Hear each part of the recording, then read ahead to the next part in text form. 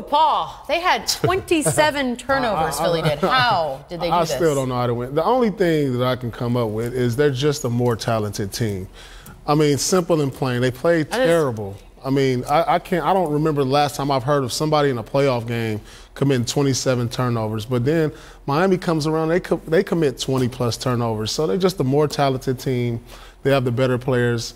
And, you know, Miami's lack of a guy, a superstar, who they can count on night in, night out, that's what's really hurting them. You know, unfortunately for them, Dwayne Wade has played spectacular. Yeah. He won one game for them, and he almost won a game tonight.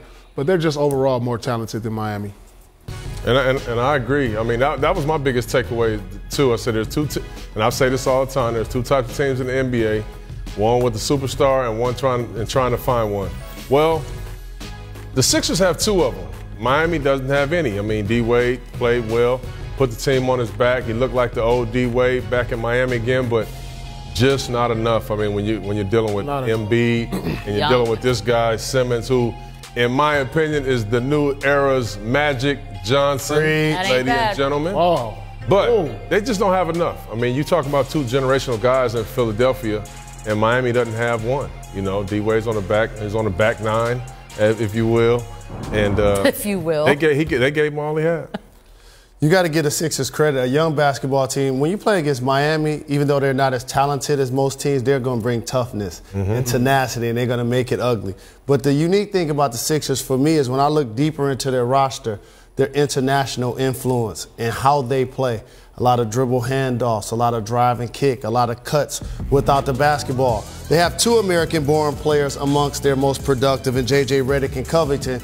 But look at this international flavor that's spread throughout their roster. And I remember covering the draft when Ben Simmons got picked, and 16 of the 30 players in the first round were international prospects.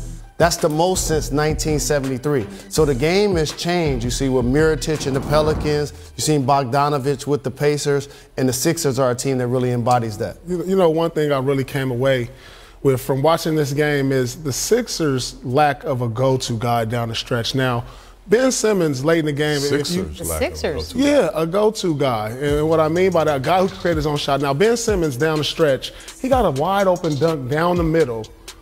I mean, that's under a minute. That's not going to happen as they go later down the road of this playoff path they're going. And you're not going to see J.J. Redick get a wide-open corner shot. I think they got a guy they can go to, Paul. Well, so when I was watching, they went to him late. He went baseline, got stuck, ended up turning it over. So, you know, every great team, yeah, they're young, but they need that guy who can create his own shot off the dribble, because if you just throw it down to him in a post, you could trap and get the ball out of his hands.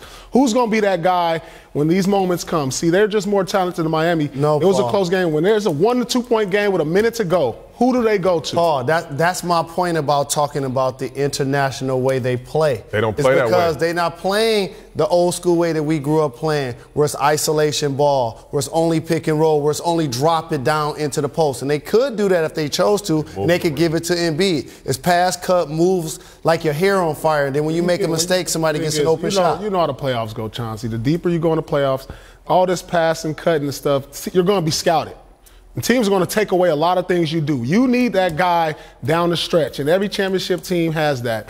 A la Golden State. They have a guy, think about it, Durant comes down, makes the three over LeBron late. That wasn't a play they ran. You need a guy who can get his shot late in the game, and watch out for that as the playoffs go on in the later rounds for the Sixers, because they will go past this round. When the game is close, who's going to be that guy? I mean, I want to disagree, but I think they have it. I think they have that guy. I just think they're young. Yeah. I think Joel Embiid is that guy. You can throw it to him. He's going to create a double team. Paul, you were one of the best late game players that we've seen because you created a double team. Joel Embiid can go create a double team, and you surround him with all those shooters. Right. Ben Simmons, a playmaker. Well, I would like to see them use that a lot more down the stretch, because we didn't see that tonight. Fortunate enough for them, Ben Simmons get the wide open dunk, JJ get the wide open shot. So let's see, as the defense gets better, if he's going to be that guy. I always say that players nowadays are in better shape than ever. So I consider we worked out, these guys trained. Paul, in our era, well, you just finished playing a couple of years. It was more about running a play. These guys are running actions. Oh, yeah. And so what ends up happening, it forces somebody to make a mistake. That's what happened right there with Ben Simmons. That's what caused him to get the layup, because nobody wanted to come in off the shooters. Well, Game 5 is Tuesday in that one. Pay attention to all of